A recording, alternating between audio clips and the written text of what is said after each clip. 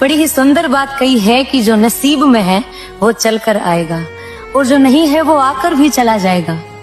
जिंदगी को इतना सीरियस लेने की जरूरत नहीं है, यहाँ से जिंदा बचकर कोई नहीं जाएगा।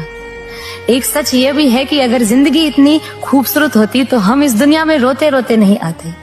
लेकिन एक मीठा सत्य यह भी है कि अगर जिंदगी इतनी बुरी होती तो हम जाते जाते लोगों को रुला कर नहीं जाते। आपके पास मारुति हो या BMW, रोड वही रहेगी। आप रोलेक्स पहने या टाइटन, आपका समय वही रहेगा। आपके पास मोबाइल एप्पल का हो या सैमसंग का, आपको कॉल करने वाले लोग नहीं बदलेंगे। आप इकोनॉमी क्लास में सफर करें या बिजनेस में, समय उतना ही लगेगा।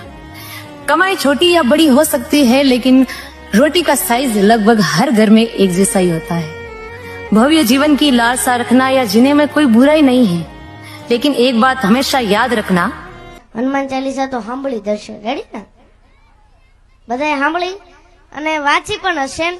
તો હનુમાન ચાલીસા આપણે વાંચવી છે, સાંભળવી છે, પણ એની રચના કેવી રીતે છે એ તો તમને ખબર નથી।